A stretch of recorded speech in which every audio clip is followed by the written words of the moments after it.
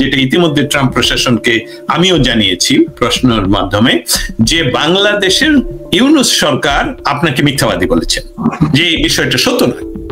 যেসব তাহলে Trump 29 million অনর্থক বলছেন বাংলাদেশকে উনি সরাসরি অভিযুক্ত করছেন বা বাংলাদেশের বিরুদ্ধে, বাংলাদেশ সরকারের বিরুদ্ধে কাজ করছেন। এই অভিযোগটা আসলেই ইউএস প্রশাসনের জন্য খুবই লজ্জাস্কর, এবং আমার দৃঢ় বিশ্বাস এটার কনসিকুয়েন্স আমরা খুব দ্রুতই দেখতে পাবো। ইউনূসের সময় ফুরিয়ে আসছে, পৃথিবী আপনার জন্য সংকুচিত, বাংলার জনগণ আপনাকে আসলেই আর এক সেকেন্ডের জন্য এই যে অরাজক পরিস্থিতি, ইল্লিগালি যে আপনি বসে নির্দ্বিধায় মিথ্যা বলছেন, একজন শিশু, তার জন্য আপনি একবারও আসলেন না, মিডিয়ায় আসলেন না, বললেন না একটি কথা। 32 নম্বরের কথা তো বললামই না। অতএব বাংলাদেশের একটি শিশুর এত বড়, আমি শব্দগুলোই বলতে পারছি না, আমি স্ক্রল করতে পারি না ইয়াতে, ফেসবুক সামাজিক মাধ্যমে। আমার যদি কষ্ট হয়, আপনি দেশের প্রধান, আমি বলছি এক্সিকিউটিভ প্রধানের যে পদে আপনি দখল করলেন, সেখান থেকে একটি শব্দ বলছেন না, আর মিথ্যা কথা বলছেন আন্তর্জাতিক মিডিয়ার সামনে এসে যে বাংলাদেশে কোনো অপরাধ সংগঠিত হচ্ছে না, এর জন্য বিচার অবশ্যই হবে, বাংলার মানুষই আপনার বিচার করবে।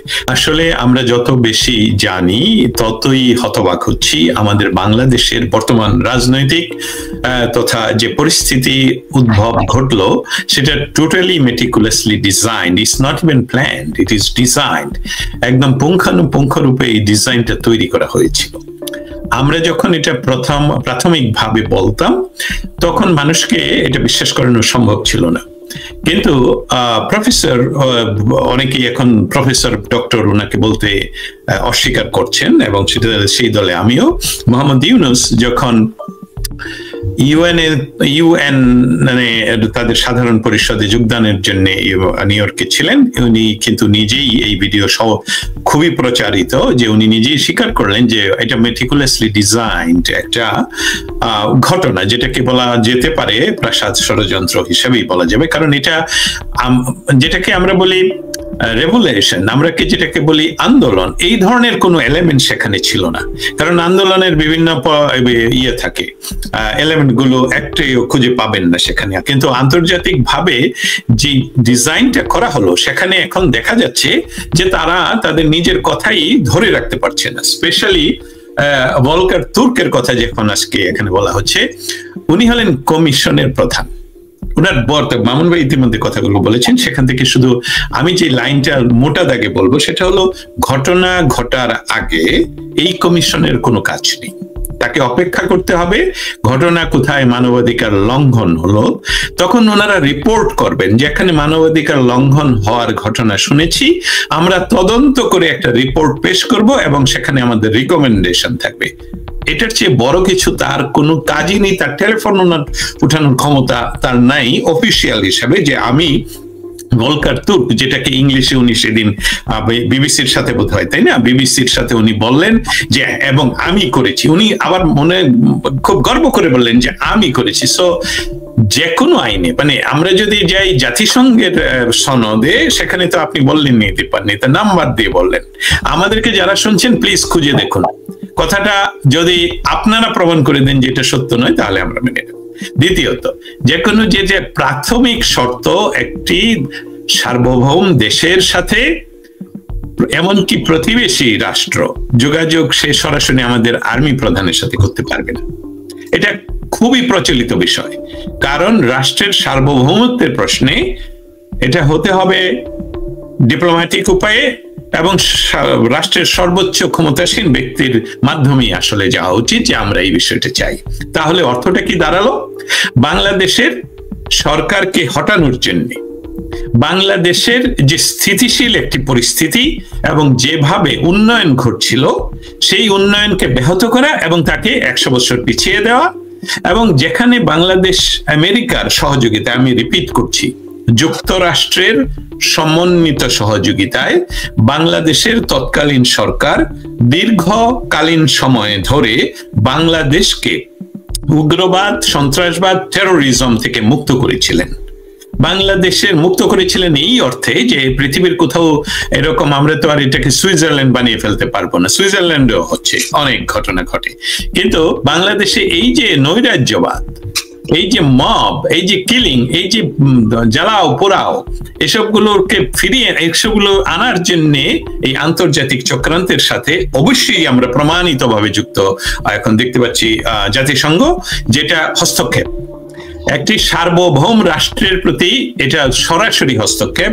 এবং আমি বিশ্বাস করি যুক্তরাষ্ট্রের, আমি বলবো খুবই জনপ্রিয় প্রেসিডেন্ট ডোনাল্ড ট্রাম্প সরাসরি ওভাল অফিসে ভারতীয় প্রধানমন্ত্রী মোদীকে বলেছেন, যেটা অনেকে অনেকভাবে অন্যভাবে ট্রান্সলেট করে, কিন্তু এটার অর্থটা হলো, যেটা খুব খুব একদম সাধারণ বাংলায় অর্থ হলো যে আপনাদের সম্পর্ক হলো শত শত বৎসরের, এবং শত শত বৎসরের সম্পর্কে আপনি ওনাদের সাথে কাজ করছেন, অতএব এই বিষয়টা আপনারাই দেখবেন। বাংলাদেশ বিষয়টা ভারতের যেহেতু আমাদের সবচেয়ে বড় নেইবার, তারাই দেখবে। এবং সেখানে ডক্টর ইউনূস একটা অ্যাগ্রেশন করেছেন, এখন এটা প্রমাণিত, এর সাথে জাতিসংঘ সরাসরি ভাবে যুক্ত, অর্থনৈতিকভাবে আমেরিকা বিভিন্ন ডিপ স্টেট যে যুক্ত, সেটা তো আবারও প্রমাণিত হলো। 29 মিলিয়নসের যে বিষয়টা, এর চেয়ে স্পষ্ট ভাবে আমার জানা মতে কোন আমেরিকান প্রেসিডেন্ট এইভাবে নাম্বার নিয়ে এবং দুইজন ব্যক্তির নামে কোন সংস্থাকে দেওয়া হয়েছে, চেক দেওয়া হয়েছে, এর চেয়ে ক্লিয়ারলি বলতে পারেন না। দুঃখজনক হলেও সত্য, যেটা ইতিমধ্যে ট্রাম্প প্রশাসনকে আমিও জানিয়েছি প্রশ্নের মাধ্যমে, যে বাংলাদেশের ইউনূস সরকার আপনাকে মিথ্যাবাদী বলেছেন, যে এই বিষয়টা সত্য না। যেসব তাহলে ট্রাম্প 29 মিলিয়ন অনর্থক বলছেন বাংলাদেশকে উনি সরাসরি অভিযুক্ত করছেন, বা বাংলাদেশের বিরুদ্ধে, বাংলাদেশ সরকারের বিরুদ্ধে কাজ করছেন। এই অভিযোগটা আসলেই ইউএস প্রশাসনের জন্য খুবই লজ্জাস্কর, এবং আমার দৃঢ় বিশ্বাস এটার কনসিকুয়েন্স আমরা খুব দ্রুতই দেখতে পাবো। আরেকটি বিষয় আমার কাছে পরিহাস বলেই মনে হচ্ছে, আমি জানি না দস্তগীর ভাই বিষয়টাকে কিভাবে দেখবেন।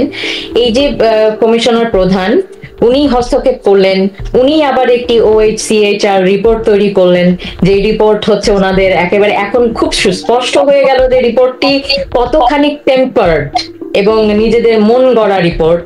ওনারা একটি আন্দোলনকে শান্তিপূর্ণ জায়গায় নেবার জন্য একটি সরকার বিভিন্ন পদক্ষেপ নিতেই পারে। আর মামুন ভাই যেমন সুস্পষ্টভাবে বললেন, কোটার এই বিষয়টি তো সরকার মেনেই নিয়েছিল, আর এখন আমাদের পুরো জাতির কাছে অনেক জায়গায় এটা খুব সুস্পষ্ট। মামুন ভাই যেটা বললেন, আমরা নারীরা খুবই ভয় আতঙ্কে রয়েছি, এবং এটাও সুস্পষ্ট যে 5ই আগস্টের ঘটনাটি একটি আসলে জঙ্গি হামলা ছিল। তো এই যে রিপোর্ট, আবার উনি নিজেই হস্তক্ষেপ করলেন, এই বিষয়ে যদি একটু। আমার কাছে যে জিনিসটা ভালো লাগছে, যে বিষয়গুলো এরকম ভাবে সুস্পষ্ট, পরিষ্কার, যে এটা নিয়ে আর ডিপ কোনো সাইড আলোচনার প্রয়োজন হচ্ছে না। এটা হলো যে ফরমাইশি বিষয়, ফরমাইশি একটা রিপোর্ট। এর চেয়ে ভালো শব্দ, এর চেয়ে উন্নত শব্দ, এর চেয়ে খারাপ শব্দ আমি ব্যবহার করতে পারছি না। বিষয়টা যে দীপান্বিতা আপনি যেভাবে বললেন সেভাবেই বলি। ডক্টর ইউনূসকে আমরা সামনে নিয়ে আসি একটু।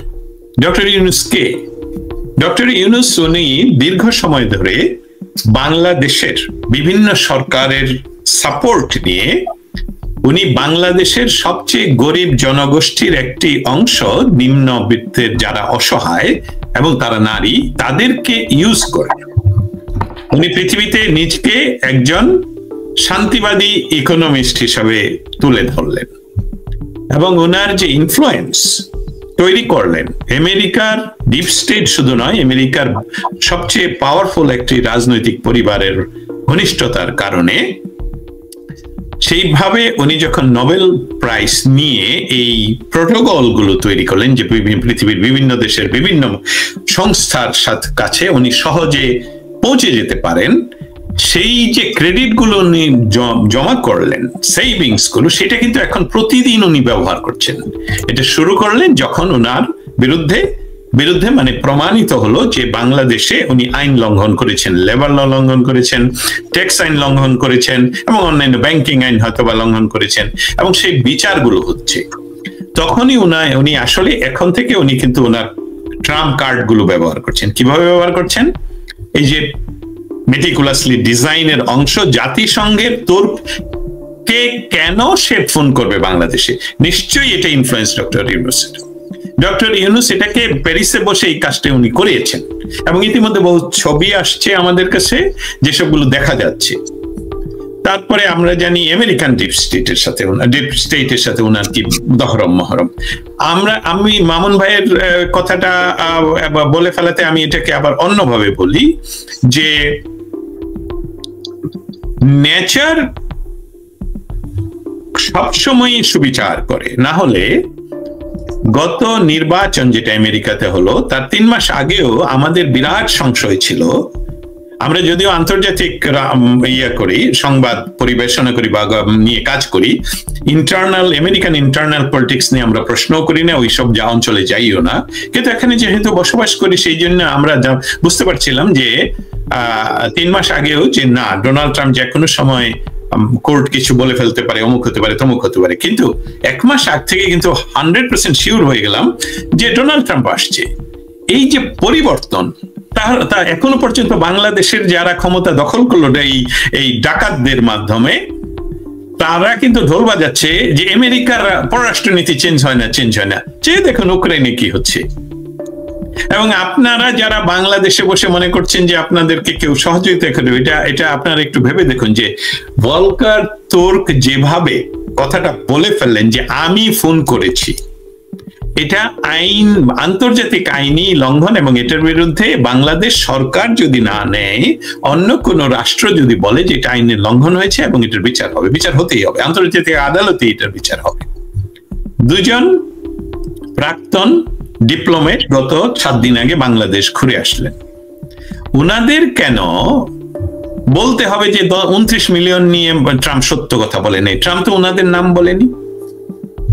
আমি শুধু ফেসবুকে ওনাদের নাম নিয়ে স্ট্যাটাস দিয়েছিলাম যে ওনাদের যে 2 জন এখানে কাজ করেন তাদের ফান্ডিং এর অবস্থাটা কি। জন সরাসরি আমাকে এক্সে বলে ফেললো তোমার সাংবাদিকতার ফান্ডিংটাও জানা উচিত।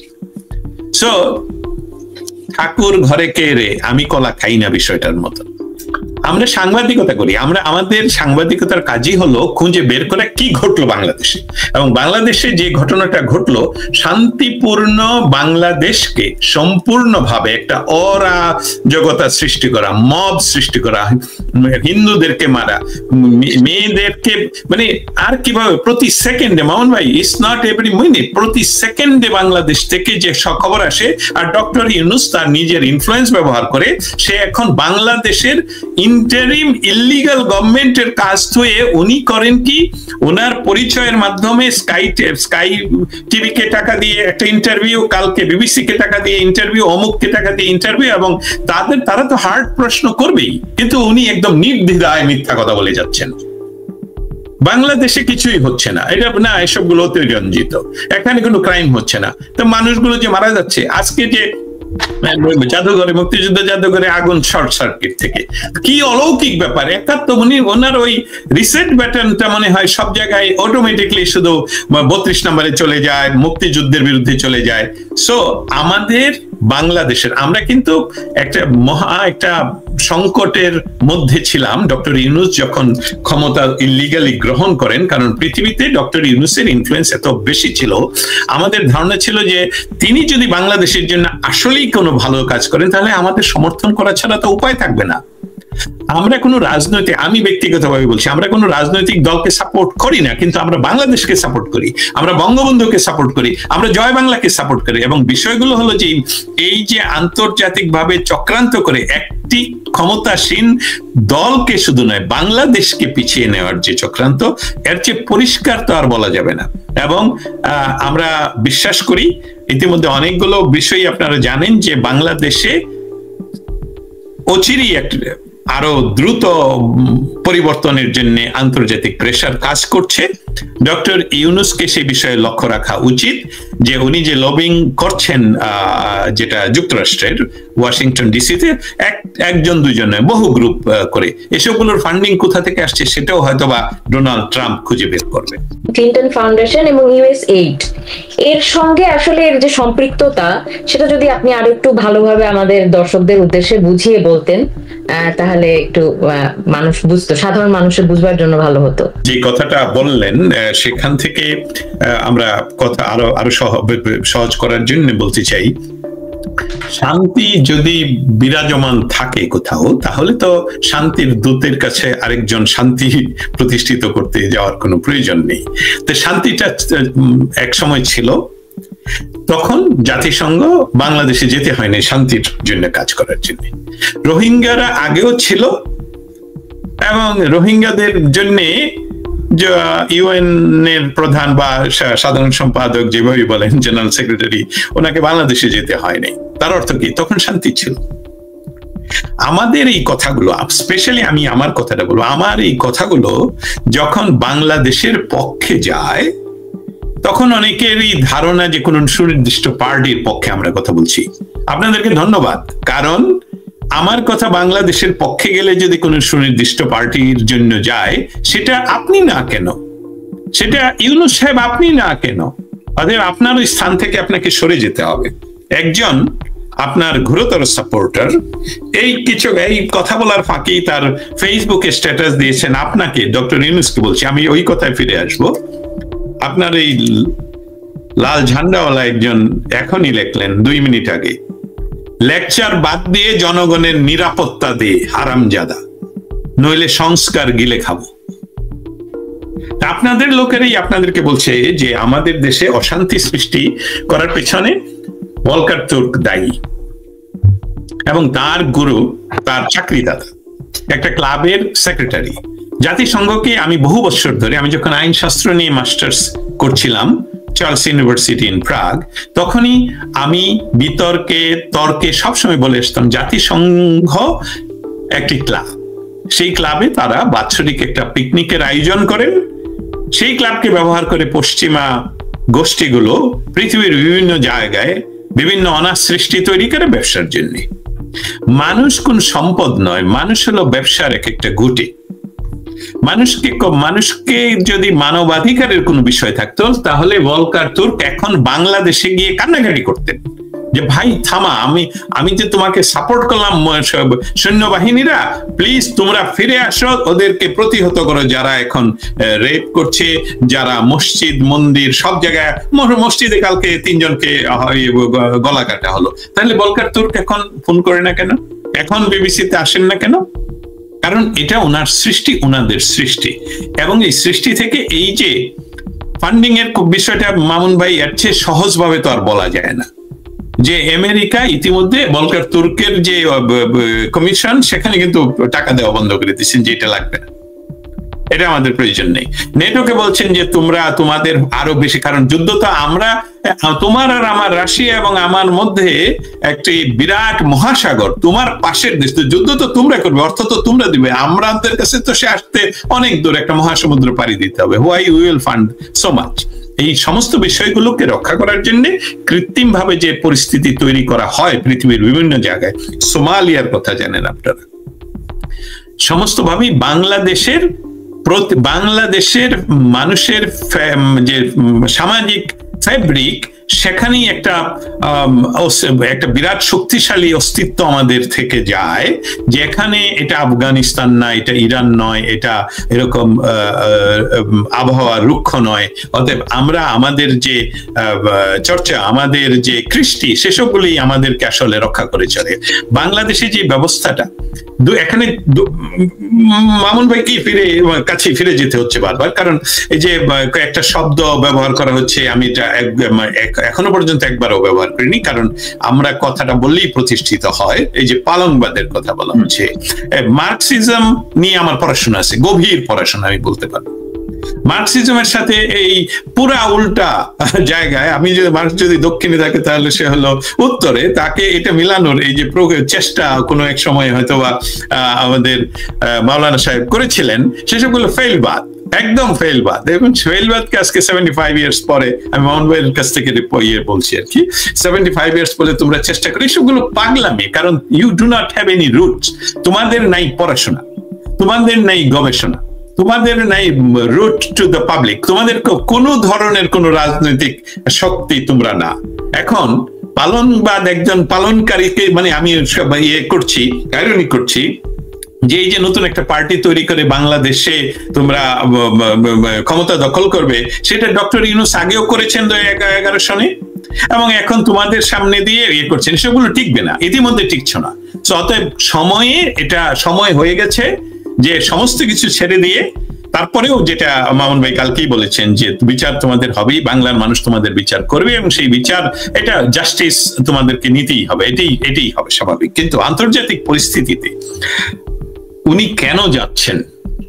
অ্যান্টোনিও গুটেরেস যাচ্ছেন নিজেকে রক্ষা করার জন্য, এবং ডক্টর ইউনূসের সাথে যেহেতু ওনার ব্যক্তিগত সম্পর্ক রয়ে গেছে, আমি আগেই বুঝেছি, বললাম এটা, সেটার একটা ডক্টর ইউনূস এখন যে কাজটি করেন, উনি ফেক হাসি দিয়ে পারছেন না ডোনাল্ড ট্রাম্পের সাথে আসতে, কিন্তু পৃথিবীর অন্যান্য জায়গায় উনি নিজে আমাদের বাংলাদেশের মানুষের টাকা খরচ করে উনি বিভিন্ন দেশ ভ্রমণ করছেন এবং ফেক হাসি দিয়ে হ্যান্ডশেক করছেন। যারা করতে চাচ্ছেন, এরকম বহু ছবি আসে, জোরাজোরি করে হ্যান্ডশেক করে উনি ছবি পাঠাচ্ছেন জনগণকে ধোঁকা দেওয়ার জন্য, যে আমার কাছে সবই কন্ট্রোল আছে। অতএব এই যে উনি বাংলাদেশে যাচ্ছেন, এটা শুধুই দুই পক্ষের জন্য, তারা যে দুই পক্ষ যারা মেটিকুলাসলি ডিজাইন করে বাংলাদেশকে অশান্তিতে ভরে দিলেন, তাদের জন্য। আর জাতিসংঘকেও দেখাতে হবে যে ইউরোপ থেকে ফান্ডিং পাওয়ার জন্য, বিভিন্ন জায়গা থেকে ফান্ডিং পাওয়ার জন্য, এই বিষয়টা ধরে রাখার জন্য। আমি শেষ করবো, আরেকটা লাইন, লম্বা বলে ফেলছি, আরেকটা লাইন বলে, আমাদের কিন্তু মনে রাখতে হবে একটা বাস্তব ইনফরমেশন, এটা জানি সবাই আমরা জানি, ইউরোপ ইতিমধ্যে বহু বছর, আমি ইউরোপে 18 বছর বসবাস করি ফিজিক্যালি, দীর্ঘ 18 বছর। অতএব ইউরোপের অবস্থানটা আমি মানে যেটা সবাই জানেন, যারা গবেষণা করেন, যারা পড়াশোনা করেন, তারা জানেন ইউরোপে কোনো রিসোর্স নেই। ইউরোপ যেহেতু সভ্য এবং একটা সিস্টেম কাজ করে গণতান্ত্রিক, সেই জন্য ইউরোপ পৃথিবীর সমস্ত জায়গা থেকে রিসোর্স হয় জোরে, না হয় ডিপ্লোমেসি করে, না হয় দখল করে তারা রিসোর্স, এবং আমেরিকার রিসোর্স যদি বন্ধ করে দেয়, রাশিয়ার রিসোর্স বন্ধ করে দেয়, ইউরোপ বন্ধ করে ডুবে যাবে আগামীকাল সকালবেলায়। এই কথা আমি যে সত্য বলছি না, এটা চ্যালেঞ্জ করে বললাম যে আপনারা মিথ্যা প্রমাণ করেন। ইউরোপ সম্পূর্ণ রিসোর্সহীন। অতএব ইউরোপ যে ইয়াটা করছে, ইউরোপ হলো আমেরিকার এক্সটেন্ডেড হ্যান্ড, এবং তারা শুধু দিন গুনছে, 24 ঘন্টা গুনছে, তারা মিনিট গুনছে, যে আগামী 4 বছর কখন শেষ হবে, তারা আবার তাদের আগের জায়গায় ফিরে যাবে। 4 বছর দীর্ঘ সময়। আমি কথার শেষে সবসময় বলি, যখনই এখন কথা বলছি সবসময় বলি যে ইউনূসের সময় ফুরিয়ে আসছে, পৃথিবী আপনার জন্য সংকুচিত, বাংলার জনগণ আপনাকে আসলেই আর 1 সেকেন্ডের জন্য এই যে অরাজক পরিস্থিতি, ইল্লিগালি যে আপনি বসে নির্দ্বিধায় মিথ্যা বলছেন, একজন শিশু, তার জন্য আপনি একবারও আসলেন না, মিডিয়ায় আসলেন না, বললেন না একটি কথা। 32 নম্বরের কথা তো বললামই না। অতএব বাংলাদেশের একটি শিশুর এত বড়, আমি শব্দগুলোই বলতে পারছি না, আমি স্ক্রল করতে পারি না ইয়াতে, ফেসবুক, সামাজিক মাধ্যমে। আমার যদি কষ্ট হয়, আপনি দেশের প্রধান, আমি বলছি এক্সিকিউটিভ প্রধানের যে পদে আপনি দখল করলেন, সেখান থেকে একটি শব্দ বলছেন না, আর মিথ্যা কথা বলছেন আন্তর্জাতিক মিডিয়ার সামনে এসে যে বাংলাদেশে কোনো অপরাধ সংগঠিত হচ্ছে না, এর জন্য বিচার অবশ্যই হবে, বাংলার মানুষই আপনার বিচার করবে, এবং আন্তর্জাতিক পরিস্থিতি আপনার সম্পূর্ণ ভাবেই বিপরীত এই মুহূর্তে। অতএব আপনার বন্ধু অ্যান্টোনিও গুটেরেস সহ যাদেরকে দেশে নিয়ে আসছেন, বা গত 1 সপ্তাহে যাদেরকে নিয়ে আসছেন, তাদের কোনো বিষয়ই আপনাকে ক্ষমতায় ধরে রাখতে পারবে না। এই যে রিপোর্টটি আমরা দেখলাম ভলকার তুর্কের করা OHCHR, সেখানে পুলিশের ব্যাপারে তেমন কিছু বলা নেই, অথচ জেনোসাইডের যে সংজ্ঞা, যে একটি পার্টিকুলার এথনিসিটি, ন্যাশনালিটি কিংবা রেস যদি তাদেরকে টার্গেট করে নিঃশেষ করে দেওয়ার জন্য কোনো হত্যা হয়, সেটা গণহত্যা। যদি আমরা গণহত্যার অনেক অপপ্রচার শুনেছি, কিন্তু মূলত আসলে গণহত্যা যদি আমাদেরকে বলতে হয়, পুলিশদেরকে যে হত্যাটা করা হয়েছে সেটাই আসলে রিয়েল গণহত্যা। সেই বিষয় আসলে এই রিপোর্টে আমরা তেমন কিছু পাইনি, এবং খুব অল্প সংখ্যক সংখ্যা, যেটা কিন্তু আমাদের কাছে যে তথ্য আছে প্রায় 3,500-এর উপরেই আসলে পুলিশ হত্যা হয়েছে। আপনি বলায় আমার এই জিনিসটি এক্ষুনি মনে পড়লো আর কি।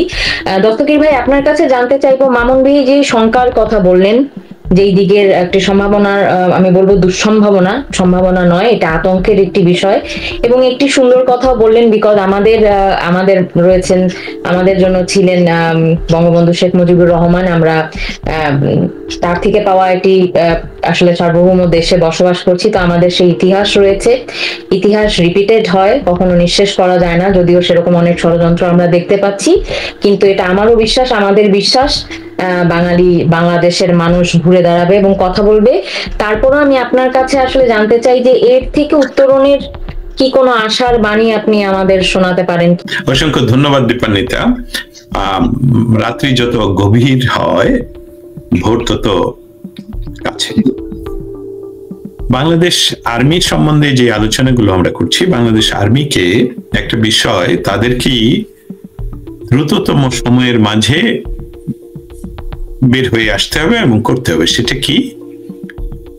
ভলকার তুর্ক অনধিকার বা আইন লঙ্ঘন করে যে কাজটি করেছেন, বাংলাদেশ আর্মিকে ফোন করে বলেছেন যে আপনারা বাংলাদেশের মানুষের শান্তি রক্ষার কাজে যদি ব্যবহৃত হন, তাহলে আন্তর্জাতিক শান্তি রক্ষায় আপনারা যেতে পারবেন। এটা ওনার ক্ষমতাই নেই, যেটা মামুন ভাই প্রথমেই বললেন। আমরা জানি যে ইউনাইটেড নেশনস এর যে হিউম্যান রাইটস কমিশন, তাদের এই ধরনের কোনো অধিকার নেই যে কে যাবে কি যাবে না। এটা আমরা প্রথমে বললাম, আমি রিপিট করলাম।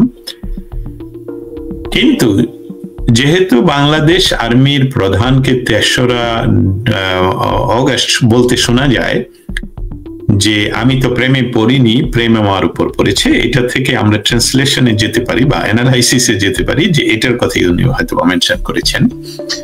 অতএব এটা ওনাকে কিন্তু বুঝতে হবে, বাংলাদেশ আর্মিকে কিন্তু বুঝতে হবে। যারা আমাদেরকে শুনছেন, অনেক মানুষ শুনছেন, আমি দেখলাম, ভবিষ্যতে যারা শুনবেন, আপনাদের বাড়িতে আপনাদের আত্মীয় স্বজন যারা রয়েছেন আর্মিতে, তাদের মাধ্যমে সংবাদটুকু প্রত্যেক আর্মির কাছে যেতে হবে যে আপনারা কিন্তু ইতিমধ্যে মেটিকুলাসলি ডিজাইন করে ব্ল্যাকমেইলড হলেন, এবং একবার যে ব্ল্যাকমেইল হলো আপনাদেরকে কিন্তু বারবার ব্ল্যাকমেইল করবে, কারণ আপনারা ভয় পেয়ে গেলেন।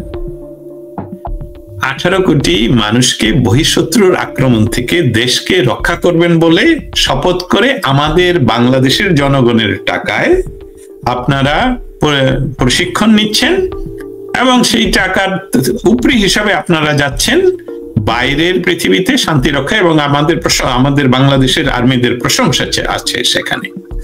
কিন্তু আপনাদেরকে কিন্তু এখন ব্ল্যাকমেইল করা হলো ইল্লিগালি। অতএব আপনাদের শিরোধারা আপনাদের দাঁড়াতে হবে। আমি এটা অন্যভাবে বলতে চাই, বাংলাদেশ আর্মিকে যদি আপনারা রক্ষা করতে চান, আর্মিদেরকে বলছি, তাহলে আপনাদেরকে এটা বের হয়ে আসতে হবে, এবং বাংলাদেশের জনগণের শান্তিতে আপনারা প্রথম দেখাতে হবে যে আমরা এটা পারি, এবং আমরা ভবিষ্যতে যাতে বাইরে যেতে পারি। ওইটা আপনাদের প্রধান কাজ নয়। শান্তি রক্ষাটা আপনাদের, বাইরের পৃথিবীর শান্তি রক্ষাটা আপনাদের প্রধান কাজ নয়। আপনাদের প্রধান কাজ হলো বাংলাদেশে শান্তি রক্ষা করা। আপনাদের প্রধান কাজ হলো যেই বাংলাদেশের জন্য আপনি শপথ করেছেন, সেই বাংলাদেশের যে স্থপতির বাসভবন, যেটাকে 32 নম্বর কেমন, অনেকেই বলে যে 10 নম্বর ইয়াতে ডাউনিং স্ট্রিটের মতন বলা হয়। নো, 32 নম্বর ইজ 32 নম্বর। এটার পৃথিবীতে 32 নম্বর আমরা সবাই জানি 32 মানে কি। সেই 32 নম্বরকে যখন আক্রমণ করা হয়, বুলডোজার আনা হয়, তখন আপনারা সেইটাকে শান্তি রক্ষা করতে পারেন না, আপনারা আছেন বাইরে যাওয়ার জন্য। এটা থেকে আপনাদেরকে বের হয়ে আসতে হবে।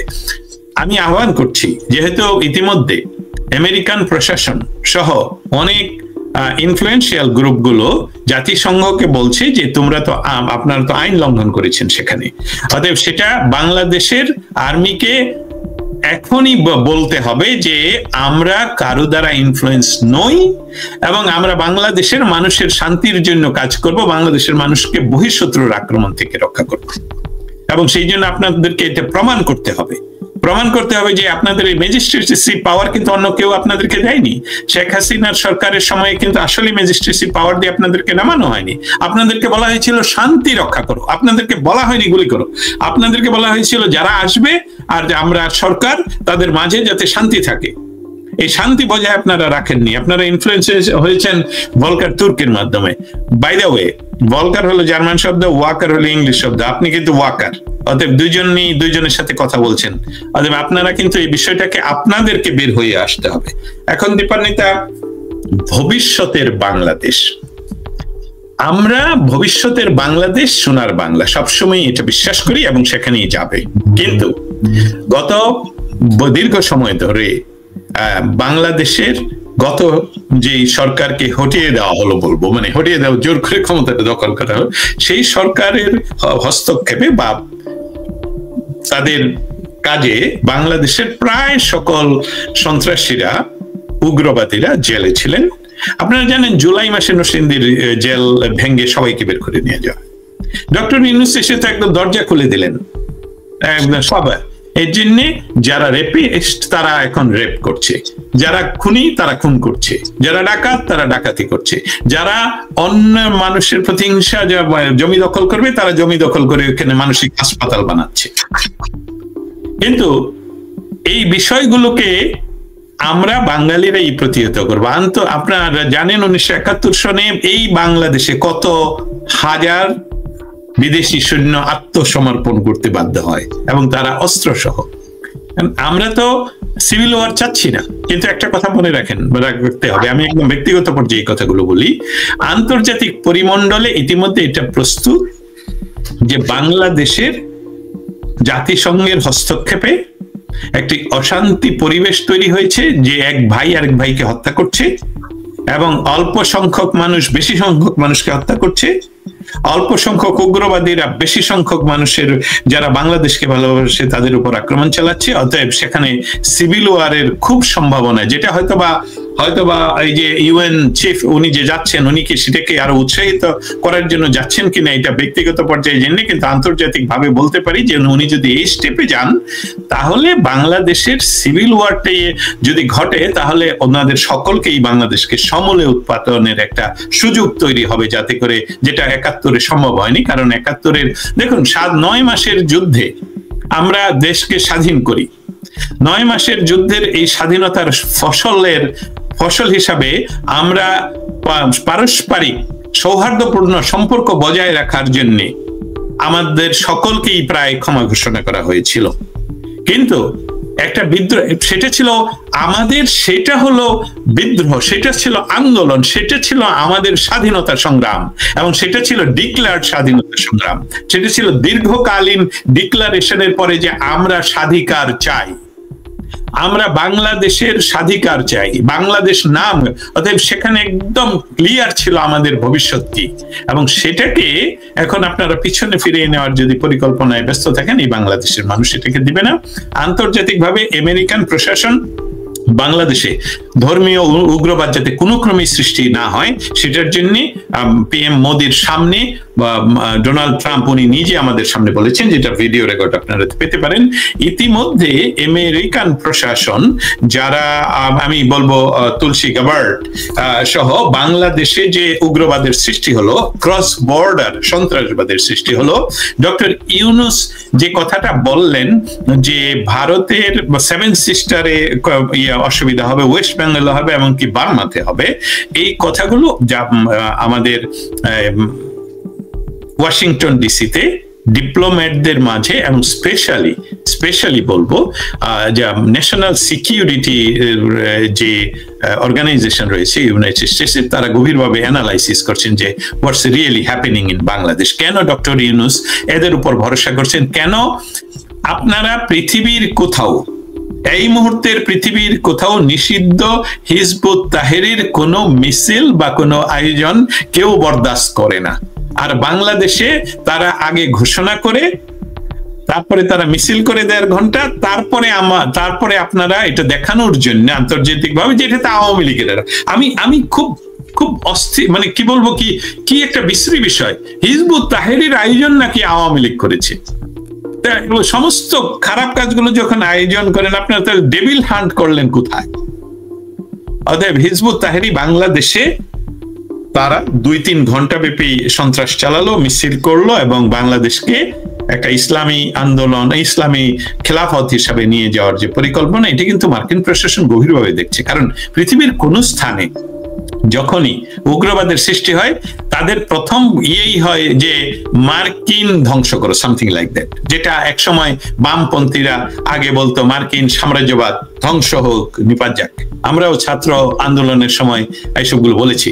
কিন্তু মার্কিনীরা পৃথিবীর সমস্ত জায়গায় খবর রাখে। ডক্টর ইউনূসের যে রাজনৈতিক বন্ধুত্ব এখানে, তারা এই মুহূর্তে যেহেতু ক্ষমতাসীন নন, অতএব ডক্টর ইউনূসের জন্য সবচেয়ে মানে এক্সিট ওনার নেই, আসলে নেই। কারণ কি, যে ঘটনাগুলো ঘটলো, 32 নম্বর ভাঙা হলো, হাজার হাজার মানুষকে হত্যা করা হলো।